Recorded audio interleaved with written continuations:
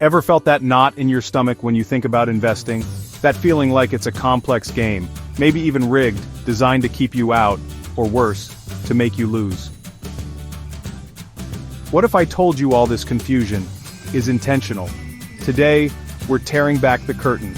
We're diving into the 10 revolutionary lessons from John Bogle, the founder of Vanguard, a man who dedicated his life to fighting for the small investor. Forget the complicated jargon, the empty promises of financial gurus.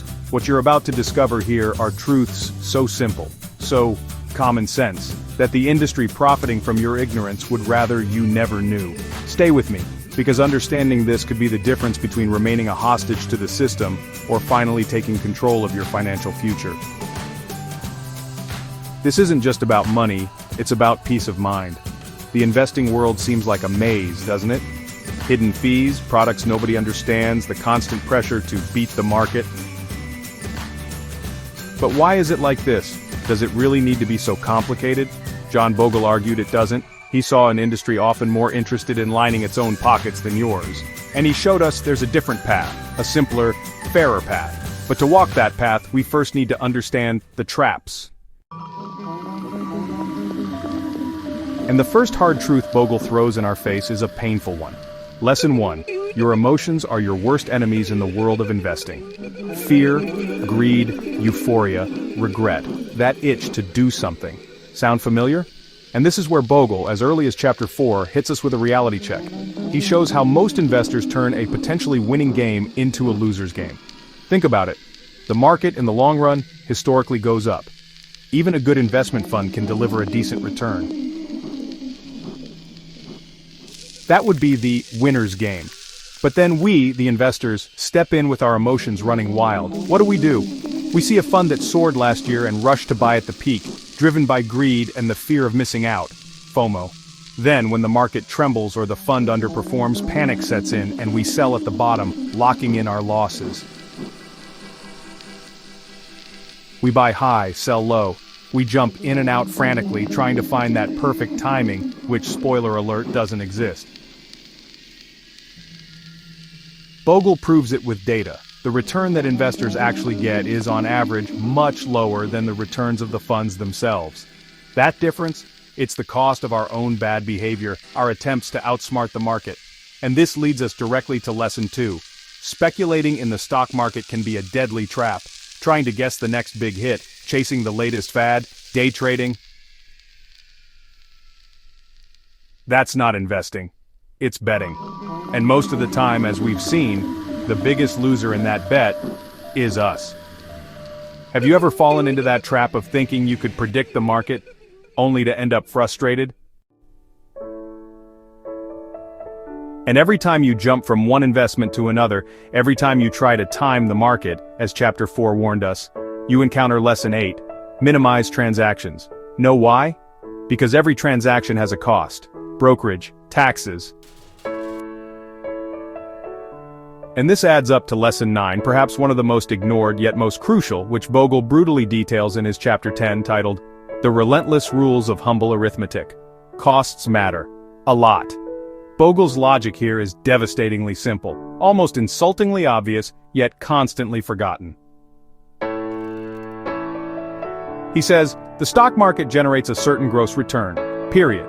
The financial industry, with its funds, managers, advisors, takes a slice of that return in the form of management fees, performance fees, transaction costs, and so on. What's left? What's left is your net return. It's basic math, market return. Costs equal sign your return. There's no magic. This humble arithmetic, as he calls it, is relentless. A 2% annual fee might seem just a little bit, but Bogle shows us with numbers that over 20, 30, 40 years, this small fee can devour not just a part, but the majority of your potential return. Think about it. If the market returns 7% a year and you pay 2% in costs, you haven't lost 2% of your gain. You've lost nearly 30%, 2 out of 7, of the return the market offered you. And this effect compounds year after year against you. It's a silent, constant leak in your financial ship. The industry, of course, prefers you don't do this humble math. After all, their slice depends on it. Understanding this arithmetic is the first step to not being fooled anymore. They sell you the idea that you need a brilliant manager, a financial wizard to pick the best stocks for you, someone who will beat the market. That's the promise of active management. And here, Bogle throws a bucket of cold water with lesson 3. In the long run, passive management consistently outperforms active management. Shocking, right? Decades of data prove the vast majority of these star managers with their astronomical fees, remember the humble arithmetic, fail to consistently outperform a simple market index. You pay more for inferior performance. It's like paying for a race car and getting a horse-drawn cart. Why doesn't anyone tell you this clearly? Well, it's not profitable for them, is it? Let me tell you about Carlos. Not a real name, but his story is that of millions. Carlos was smart, hardworking. He listened to podcasts, read the news sites. He wanted more for his family. Tired of his savings account, he dived into the stock market. This is it, he thought. He bought the hot stock, sold at the first dip, jumped to another hot tip, chased the fund that did well last year, paid the fee for the bank's premium manager who promised the world. At first a bit of luck here and there, but volatility made him anxious. The fees, oh that relentless arithmetic, ate his profits. He traded too much, always chasing the next big score, always changing strategies, turning a winner's game into a loser's game, just as Bogle warned. One day, Carlos stopped to do the math. His blood ran cold. Years of effort, and the result was mediocre. Worse, at times he had lost money even when the market was up. The money for his kids' college, for his family's security, eroded by fees, by emotional decisions, by the endless pursuit of something the experts sold as the Holy Grail. Carlos felt like an idiot, deceived. This is the emotional rock bottom many investors know. That moment when you realize the system that was supposed to help you actually seems to be playing against you. And worse, that often we ourselves are our own biggest saboteurs. Carlos's problem wasn't a lack of intelligence. It was following the herd, letting emotions take the wheel, and trying to outsmart the market, exactly what turns investing into a trap. It was ignoring those simple truths, that humble arithmetic, that Bogle championed. What about you? Ever felt like Carlos? Ever seen your own returns fall short because of impulsive decisions? Trapped in this rat race, chasing your own financial tail, feeling like something's missing, some key piece no one told you about? The frustration, the fear of making another mistake, the feeling that maybe you're just not cut out for this. These are paralyzing feelings. But what if I told you the way out is simpler than you imagine?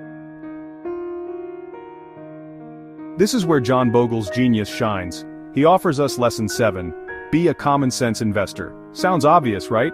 But common sense, in the investing world, is revolutionary. And the cornerstone of this common sense is revisiting lesson 3, passive management beats active management. If most managers don't beat the market, and if we ourselves make things worse with our behavior, why not? Simply buy the whole market and then do nothing. This is where low-cost index funds come in. No managers trying to guess, no exorbitant fees, remember, minimize the industry's slice, and crucially, a strategy that helps you avoid self-sabotage. Just a broad, diversified representation of the market. Simple, elegant, effective. And how do you do this in practice? Lesson 4. Build a diversified, low-cost investment portfolio. Don't put all your eggs in one basket. A global index fund, for example, gives you exposure to thousands of companies worldwide with a single investment and minimal costs. But having the right tools isn't enough. You need a map. That's lesson 5. Have a well-defined investment strategy. What do you want to achieve? In what time frame? What's your risk tolerance? Define your plan and stick to the plan. Ignore the noise, the hysterical news, the hot tips. Your plan is your compass against your own emotions and the market's winds. And now, the secret that turns small sacrifices into great fortunes. Lesson 6. Take advantage of the magic of long-term compound returns. Albert Einstein supposedly called compound interest the 8th wonder of the world. It's your money working for you, and the earnings from your money working for you too. It's a snowball of wealth.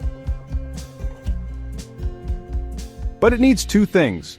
time, and consistency. And that brings us to lesson 10.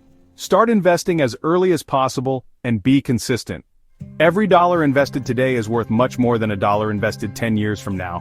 It doesn't matter if it's a small amount.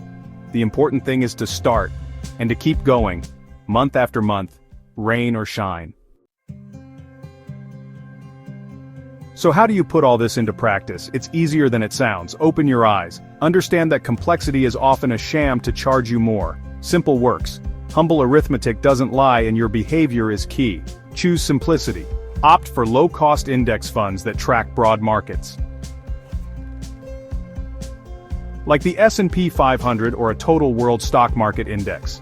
Minimize costs, always. Compare fees. Run from high management fees and abusive performance fees. Remember Chapter 10. Think long-term and control your behavior. Ignore daily fluctuations. Your focus is 10, 20, 30 years from now. Resist the urge to do something. Automate. Set up automatic monthly contributions. This removes emotion from the equation and helps avoid timing mistakes. Imagine Carlos now. He adopted this philosophy. He sold the expensive funds, stopped trying to guess the market. He built a simple, diversified portfolio of low-cost ETFs. He scheduled his contributions. And you know what happened? The anxiety vanished. He sleeps better. He's no longer glued to financial news. He knows his money is growing solidly, consistently, with no miracles, but with the strength of common sense and time. He regained not only control of his finances, but also his peace of mind. And Bogle doesn't stop there. In his final pieces of advice, he reminds us of something crucial: strategic asset allocation. Think of this as the foundation of your financial house. Experts agree. How you divide your money among different investment classes like stocks for growth and bonds for safety